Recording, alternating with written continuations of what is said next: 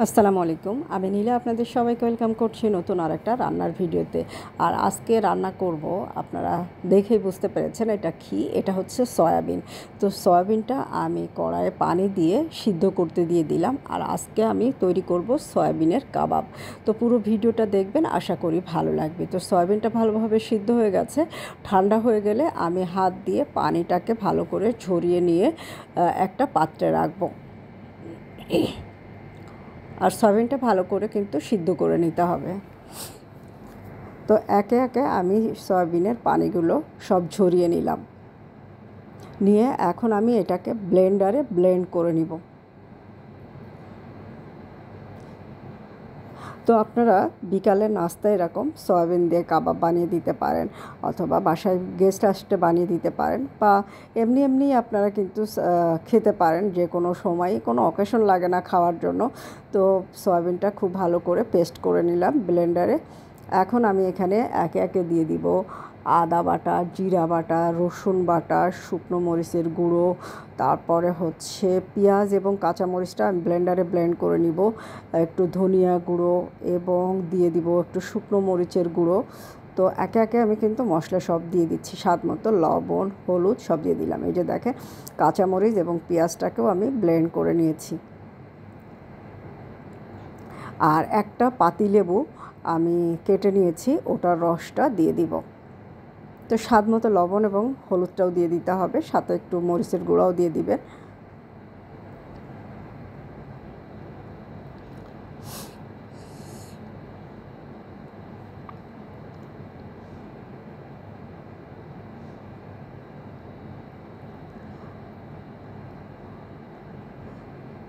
তো স্বাদ মতো শুকনো মরিচের গুঁড়াও দিয়ে দিলাম।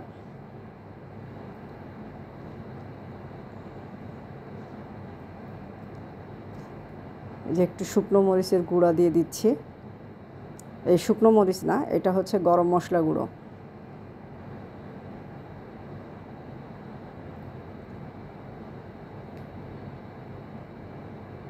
একটু জিরা গুঁড়োও দিয়ে দিচ্ছি, ভাজা জিরা গুঁড়ো, তাহলে স্মেলটা ভালো আসবে। দিয়ে দিব একটা লেবুর রস।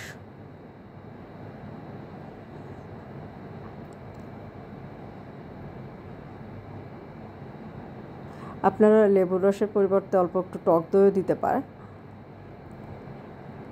দিয়ে দিচ্ছি বেসন এবং 2 পিস পাউরুটি।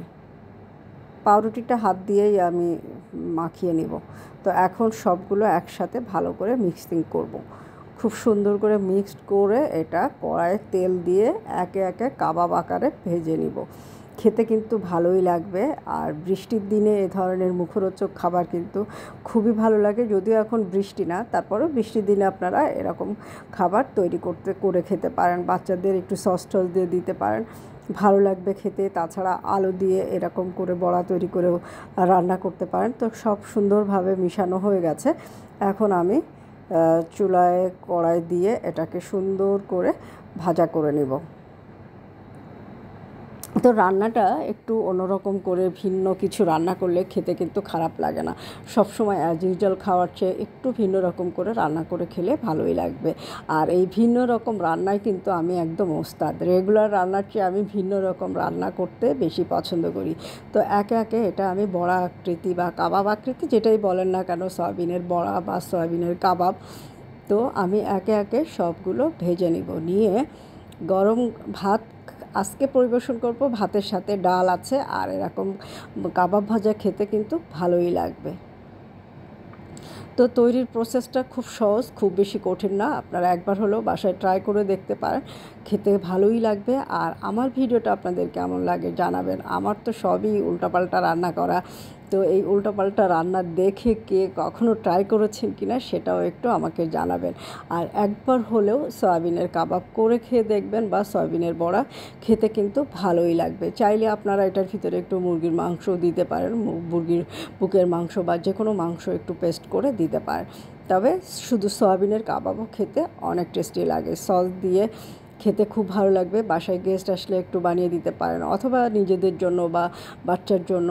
তো এখন আমি এটাকে সুন্দর করে ভাজা করে নিব, ওলট পালট করে। আর তেলটা একটু ঘুরিয়ে ঘুরিয়ে আমি যাতে পুরো ভিতরটা সিদ্ধ হয়ে যায় সেভাবে একটু সময় নিয়ে ভাজা ভাজা করে নিচ্ছি।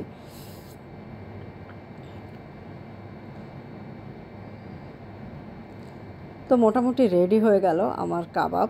তো আজকের ভিডিওটা আপনাদের কেমন লাগলো অবশ্যই কমেন্ট করে জানাবেন, এবং আপনারা একবার হলেও ট্রাই করবেন। আর আমার এরকম সাধারণ রান্নার ভিডিওগুলো আপনাদের কেমন লাগে জানাবেন।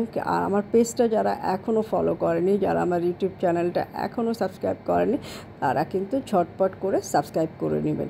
তো একে একে আমার সবগুলো কাবাব ভাজা হয়ে গেল। এখন আমি এটাকে গরম গরম পরিবেশন করব সস দিয়ে। তো ভালো লাগছে না দেখতে?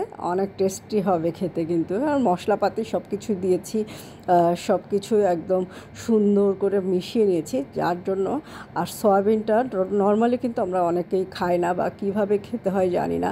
এভাবে বড়া তৈরি করে আলু দিয়ে রান্না করতে পারেন, বা শুধু শুধু খেতে পারেন, অথবা শুধু সয়াবিনও রান্না করলে কিন্তু মাংসের স্বাদ পায়। বাচ্চারা মাঝে মাঝে একটু এভাবে রান্না করে খেয়ে দেখতে পারেন, ভালো লাগবে। তো আজকের ভিডিওটা একদম শেষের পথে চলে এসেছে, আর বড়াটাও খুব সুন্দর ভাজা হয়ে গেছে। আপনারা কে কে ট্রাই করবেন আমাকে কমেন্ট করে জানাবেন, একবার হলেও ট্রাই করবেন। আমি কিন্তু কারোর ভিডিও দেখলে একবার যদি ভালো লাগে তাহলে আমি কিন্তু কমেন্ট করে দেই যে আমি আপনার মতো ট্রাই করব। তো হয়ে গেল আমার সয়াবিনের কাবাব। তো আজকে এই পর্যন্ত, ভালো থাকবেন, আল্লাহ হাফেজ।